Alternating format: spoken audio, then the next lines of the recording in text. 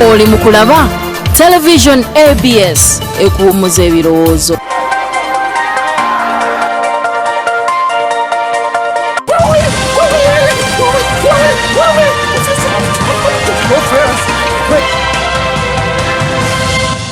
Gakusangirizaawo ganaatera okubaawo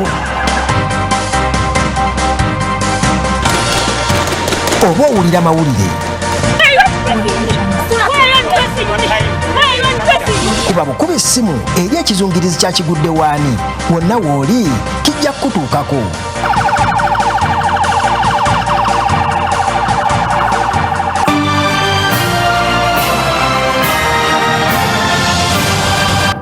Wow, nate nziddamu okwaniriza mu kitundu kyaffe ekyokubiri mu mawulire gaffe gyekakawuwa ku ABS TV. Nate tugenda kutandikirako mu kibuga Kampala gannaku olumbe musolo olukusanga nate obaolyawo nagwo omusolo ogwera waliwo omukyala atategeerekese mannya olononge Moroke Musabadde akigambibwa nti yeekanze bodaboda abadde nate atambula okakkana nate nge Moroke Musabadde katulabe nate bwe bitambudde.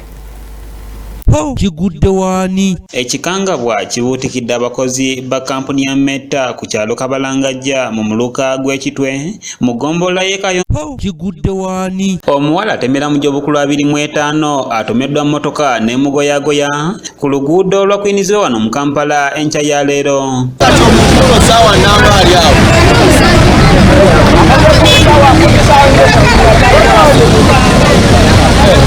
Okusinziira ku beerabiddeko n'agaabwe bategeezezza nti omuwala ono abadde asala oluguudo luno ne yeekanga bodaboda era bw'atyo n'agwa mu mpiira gy'emmotoka eneemugoyeza. Omwana muwala gwe batomedde oyo abadde asala kkubo naye boda ezze boda bwejja n'alowooza emuyitako wa boda yamukasusa emipiira gya trailer n'emutomera n'emuwabya ekisambi kyonna naye amazeewo ndowooza essaawa nga 3:30 naye nga tetufuna kuyambibwa patro zituyitako buyisi ambulensi ziyitawo buyisi omu. Mfakire tabadde wa boda naye ng'avuga bibye abadde muyindi nga si wa boda abadde muyindi ng'avuga bibye ng'agenda kati ng'agoba wano kawaanuwe kano kati bwagoba kawaanuwe nono omukazi kwe kuvaayo n'abanga ayimirira kati ate oli naye omuyindi kuba tebamanyi vuga piki n'aleetera ddala kati oli n'amwekanga n'ayagala obuuka n'agwa mu mipiira kwe kumusaanuusa yenna yenna naye ng'abo be bavumaganya erinnya lyaffe abayindi abo tebamanyi vuga zipiki n'abantu ba bulijjo bonna bonna ate bagamba nti wa boda yamugize. Abatuuze bakukulumidde poliisi olw'obutafaayo ku muntu wa bulijjo naddala mu kaseera nga kanaakazibuuka kufiirwa obulamu. Balakisi wali ensambya motoka we ziri zijjudde waliwo fire brigade motoka we ziri zijjudde wano waliwo police station motoka we ziri zijjudde eno evudde ku CPS lwaki ziruddewo okuba bakimanyi ffe tebakyabanirira ffe babanirira byabwe era balabwe bazze engeri gye bazzeemu balaga nti era by'abantu bintu bya bulijjo era teri byakufaayo ku muntu wa bulijjo kuba obwedda basibye eri bakuuma Museveni obwedda Museveni ava yitawaawo obwedda be babala n'abatrafika obwedda obalaba baluddewo okujja fe abakozewo olutalo netukola olutalo ne bakola ki ne tubawalala ne batandise okwekalakasa n'okusiba oluguudo tugenza okulaba nga patro ejja nga bamuteekako naye nga adde akyali mulamu agezaako situka naye nga tasobola naye nga tugezaako okulaba nga tuyimiza patro eziyita ekkubo tumuteekeko agende mu ddwaliro naye nga tekisoboka batuyitako buyisi bagenda bugenzi. Tukubira gavumenti omulange tuyambe efeyo okulaba nga abantu bafiibwako mubeera ng'eno ebaddewo. Oluvannyuma poliisi ezze n'ejjawo omulambo n'egutwala mu ggwanika lidwaliro ku lw'Emulago. Kanyike Kevin yakusakidde eggulire lino ku lwa ABS Television.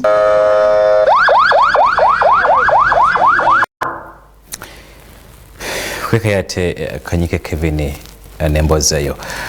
Tugendagendako e Kayonza nate oli mu disitulikiti y'e Kayunga ewa Meta Mbikajjo n'abakooza masitoola atemera mu gy'obukulu 26 mirambiriro nono nate naye abadde akola Mbikajjo ewa Meta yasangiddwa ng'afiiridde mu Bikajjo era nga n'omuliro gwamwokyeza katabe nate mbozeeyo.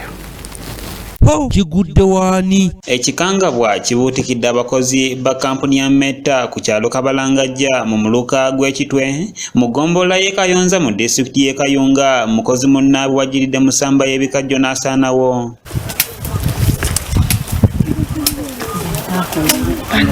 Omugenzi ategerekese nga n'abakozi amasitulo w'emyaka 26 ng'abadde n'abaana 3 nga yajiridde mu ssamba y'ebikajjo bino era ng'omulambo gwe gulabiddwa gutandise n'okuvunda.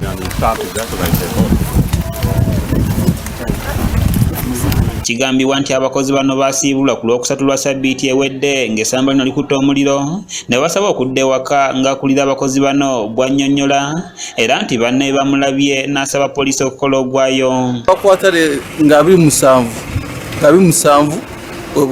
omuliro gwakwata poloti abakozi bonna ne basiibulwa olwa accident y'omuliro yaliwo ne tubasiibula bonna baddeyo ewaka naye kitukubye enkyuko olwaleero okuwulira nti abatemi basanze omu ku baali abakozi mu muliro. Kasaga John Bosco ngono ye muliraanwa w'omugenzi ate nga mukozi munnaabwe atubuulidde ebyaliwo ku lunaku lwe basiibula era lwe yakoma okumulabako. Okumulaba lunaku lwakubiri najja mu bikajjo okukola wabula essaawa ze nga bumanyi nti akomawo ku ssaawa 8 tugenda okulaba mbuuza munnange ku ssaawa 8 nga munnaffe simulaba nentandika oyisa amawulire mbantu nti bannange omuntu waffe ku ssaawa 8 aba akomyewo naye takomyewo katulabe obudde obunakola ki obunaazibira. Taata w'omugenzi ono atubuulidde okufa kwa muwala we engeri gye yafunyamu amawulire wabula n'akkiriza ekyo Katonda kyaleese. Muto wange nga nkubira essimu nga ŋŋamba nti bamugumu ku kye ŋŋenda okugamba ne mugamba yogera naŋŋamba muwalawo Nusula yajiridde mu ssamba y'ebikajjo ekitwe era we nasitukidde nenkwata ebigere nentambula paka ku Ssinyo omwana we yakoze eki nasuukidde ku poliisi Nakyesa netwalagana n'abapoliisi netugenda tunoonya omulambo. Ye ssentebe w'eggombola lino Mpima Moses alaze obwennyamivu olw'enfa ya mutuuze munnaabwe wabula n'asaba poliisi egende mu maaso n'okwongera obukuumi mu kitundu kyabwe. Kivudde ku mbeera eriwo ey'omusana omungi ogubadde gwaka ng'ate abakozi bakola muno tebamanyiddwa abamu gye bamanyiddwa bwe bali ate nga n'ababasupervising nga batono nnyo naye obweraliikibwe tulina nti omukyalo ono gye tumusanze yafiiridde afiidde wanvu nnyo okuva ku kkubo ne tuba nga tulina n'okuteebereza nti ayinza okuba nga teyafudde yekka ayinza okuba yayambiddwako abantu okumutta naye wano we ntabira poliisi ya Uganda nti ffe nga abali wano mu ggombolola ly'e Kayonza twetooloddwa ebikajjo kumpi eggombolola lyonna nsaba poliisi etuyambe eyongezeeko saaviisi. Mu mbeera y'emu abatuuze ab'enjawulo wamu n'abakozi mu ssamba zino ez'ebikajjo baliko bye bannyonnyodde ku nfa ya munnaabwe ono. Twavuddeyo saawa emwe n'ekitundu omuntu tetumulaba leero ku makya ne batukubira ensimu ng'omuntu bamulabye mufu yafiiridde mu bikajjo naye bamwe babadde basuspecting obubaazejo ng'ayinza kuba yafiiridde mu bikajjo ne tujja ne tucekinga n'abula. Olowooza kiki tugende nti muliro oba bamulese buleesi? Kirabika omuliro gwe gwamwoseza. Baali batusiibudde omuliro ne gutandika okuva eri kirabika gwe gwamuzingizaawo. Oba yali yeetaasa kirowooza yeetaasa. Ekyo twanywereddwa nnyo kuwulira nti omukozi bamuzudde mu kikajjo nga yakoze nga yafiiriddemu naye kyensaba kiri kimu kubanga abantu bonna balina endowooza ez'enjawulo.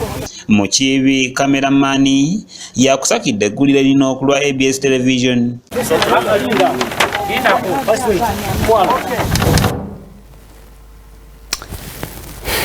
Kitalo nnyo nate ekyamwanyinanze Nabakooza Nusula muzzukulu wa Katongole mugenzi nate omukama mwekyumula ekyemirembe tugenda kumulamu n'emboozi eyo tugenda kumawo n'ensonga z'abanaffe abakayiira tavaawo tukomawo.